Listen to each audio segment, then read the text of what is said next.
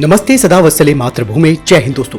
आज की top headlines है AK-203 असॉल्ट राइफल बनाने के लिए सौदे को मिली मंजूरी।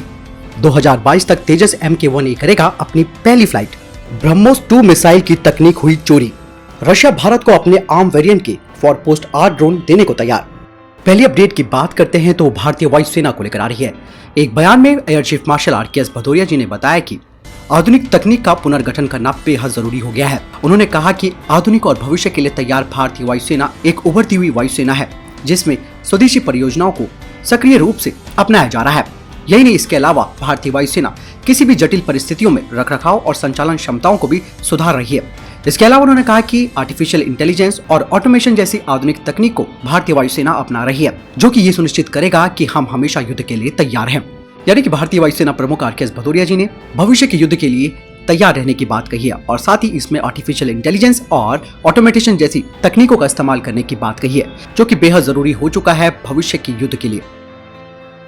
बढ़ते हैं अगली अपडेट की तरफ, जो कि AK-203 असॉल्ट राइफल को लेकर आ रही है। एक साल से भी अधिक की बातचीत के बाद भारत और रूस उत्तर प्रदेश में AK-203 असॉल्ट राइफल के निर्माण की शर्तों पर सहमत हो गए हैं। कहा जा रहा है कि इसके लिए बातचीत काफी लंबी चली।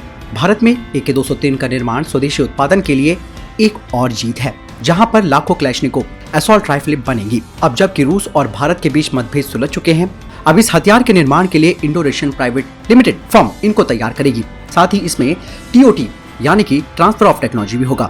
और एक महत्वपूर्ण बात यह है कि इन हथियारों के लिए कोई रॉयल्टी नहीं होगी। हाल ही में तैयार किए गए समझौते के तहत राइफल की कीमत कम हो जाएगी, हालांकि इसमें क्वांटिटी थोड़ी सी कम होगी।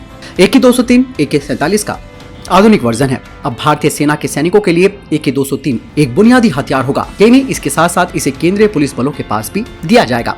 यानी कि AK-203 की जो डील अटकी हुई थी रॉयल्टी संबंधी मुद्दों को लेकर, ट्रांसफर ऑफ टेक्नोलॉजी को लेकर, ये सारी चीजें अब खत्म हो गई हैं। अब इसका निर्माण शुरू कर देंगे। बढ़ते हैं अगली अपडेट की तरफ, जो कि अमेरिका को लेकर आ रही है। अमेरिका की नौसेना जल्द ही वैश्विक 4 कॉम्पिटिटर से न्यू एडवांस जेट ट्रेनर के लिए बात कर रही है, जिसमें कि HAL का LCA तेजस MK-1 जो कि नेवल वर्जन है वो भी है। लेकिन LCA नेवल को बोइंग से कड़ी चुनौती मिलने जा रही है, जो कि अपने T-7A रेड हॉक को पेश कर रहा है, जिसे कि पहले भी US एयरफोर्स अपने नेक्स्ट जनरेशन ट्रेनर के तौर पर ले चुकी है। यहाँ पर सबसे बड़ी बात यह है कि अभी तक HAL का US बेस्ड एरोस्पेस पार्टनरशिप नहीं है, जिससे कि HAL को यहाँ पर एक बड़ा चांस मिल सकता था। ये ऑर्डर 170 जेट्स का होगा, जिसके लिए अगले 20 सालों तक इसकी असेंबली और अदर फैसिलिटी यूनाइटेड स्टेट में ही होनी चाहिए। यही नहीं, इन फाइटर जेट्स की मेंटेनेंस रखने के लिए सप्लाई चेन भी होनी चाहिए अगले 40 सालों तक। हालांकि दोस्तों यहाँ पर मुश्किल लग रहा है कि LCA का ये जो नेवल वेरिएंट है तेजस का, वो मुश्किल से ही सिलेक्ट हो पाएगा, क्योंकि बहुत सारी चुनौतियां हैं जिसे HAL अभी पार नहीं कर पाएगा। सबसे बड़ी चुनौती ये है कि HAL का US बेस्ड एरोस्पेस के साथ कोई भी पार्टनरशिप नहीं है, ना ही उनका वहां पर बेस है। बढ़ते अगली अपडेट की तरफ, जो कि HAL को लेकर आ रही है। HAL के चेयरमैन ने कहा कि HAL तेजस MK-1A की डेडलाइन फाइनल कर चुका है, जिसमें कि नवंबर 2021 तक वे रॉ मटेरियल को खरीद लेगी, जिससे कि तेजस MK-1 की मशीन संबंधी जो एक्टिविटी हैं वो पूरी हो जाएंगी 2022 तक। HAL मार्च 2022 तक पहले तेजस MK-1 की फ्लाइट भी करेगा। साथ ही इसके लिए मिलिट्री एयरवर्थनेस एंड सर्टिफिकेशन 2023 तक भी मिल जाएगा।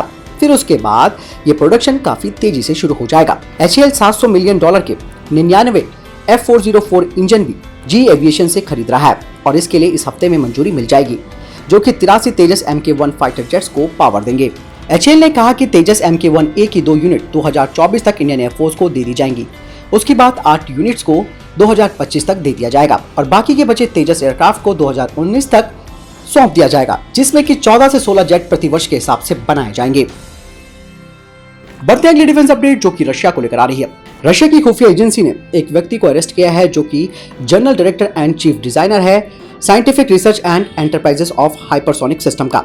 इस पर आरोप लगा है कि इसने नाटो के किसी देश को ब्रह्मोस 2 का सीक्रेट डेटा लीक किया है। वहीं भारत रशिया से जिरकॉन मिसाइल के स्कैमजेट टेक्नोलॉजी को लेना चाहता है, लेकिन बाद में ये खबर आई जिसमें कि ब्रह्मोस एरोस्पेस के CEO ने कहा कि ब्रह्मोस 2 हाइपरसोनिक मिसाइल की जो स्पीड है वो मैक 7 तक होगी, जिसमें कि DRDO का स्वदेशी रूप से तैयार किया गया स्कैमजेट प्रपोजन सिस्टम लगा होगा, जिसे वो डेवलप कर रहे हैं और इसे अपग्रेड करके मैक 9 तक ले जाया जाएगा। लेकिन ये सबसे बड़ी बात यह है कि आखिर जिरकॉन मिसाइल का ये जो डेटा लीक हुआ है वो कहीं ना कहीं बहुत बड़ी चुनौती देने वाला है आने वाले समय में अगली अपडेट भी रशिया से ही आ रही है। रशिया ने अपने आर्मी वेरिएंट के 4 पोस्ट आर ड्रोन को भारत को ऑफर किया है, जहां भारत इजराइल के सर्चर ड्रोन का इस्तेमाल करता है और वहीं इंडियन एयरफोर्स 108 सर्चर 2 ड्रोन को खरीदना भी चाहती है। यही नहीं, जिन सर्चर 2 ड्रोन का इस्तेमाल भारतीय वायुसेना करेगी उनमें स्ट्राइक क्षमता भी होनी चाहिए, यानी कि ये अपग्रेड होने के साथ भारत को मिलेंगे। सर्चर 2 ड्रोन 0.5 टन का है और ये 120 किलोग्राम का पेलोड ले जा सकता है और इसका 20 घंटे का इंड्योरेंस टाइम है और 300 किलोमीटर की रेंज है और ये 23,000 फीट तक की ऊंचाई तक जा सकता है। हालांकि रशिया अपने आर्मर्ड वेरिएंट जो 4 पोस्ट आर ड्रोन है उसको कितनी कीमत पर भारत को ऑफर करता है ये तो समय बताएगा, लेकिन अभी भारत का विचार नहीं है रशिया के आर्म वेरिएंट के इस ड्रोन को खरीदने का। बढ़ते अगली अपडेट की तरफ, जो कि डिफेंस कॉरिडोर उत्तर प्रदेश को लेकर आ रही है। उत्तर प्रदेश गवर्नमेंट ने बताया कि 2 प्राइवेट सेक्टर की कंपनीज अंकुर रिसर्च लैब और LM and Elvin private limited ने 580 करोड़ रुपए का वो इन्वेस्टमेंट करने वाली है यूपी डिफेंस कॉरिडोर में सेना के लिए ड्रोन बनाने के लिए, जिसके लिए 10 हेक्टेयर की जमीन उनको ऑलरेडी अलॉट हो चुकी है। यहाँ पर ड्रोन बनाने की फैसिलिटी को जल्द से जल्द बनाया जाएगा। बढ़ते अगली अपडेट की तरफ, जो कि श्रीलंका और भारत को लेकर आ रही है। श्रीलंका के हाई कमीशन और भारत ने 27 पेज की इंटीग्रेटेड कंट्री स्ट्रैटेजी को पेश किया है, जिसके तहत श्रीलंका भारत के साथ अपने संबंधों को मजबूत करेगा, खास करके डिफेंस और ट्रेड सेक्टर में। तो दोस्तों, ये थे अब तक के टॉप डिफेंस और स्पेस अपडेट। वीडियो के संबंध में कोई प्रश्न, जवाब या आपका कोई सवाल है, आप कमेंट सेक्शन में लिखकर जरूर पूछ सकते हैं। साथ ही दोस्तों, चैनल सब्सक्राइब करना ना भूलिएगा। मिलता हूं नई वीडियो के साथ, ख्याल रखिएगा अपना। जय हिंद, जय भारत, वंदे मातरम।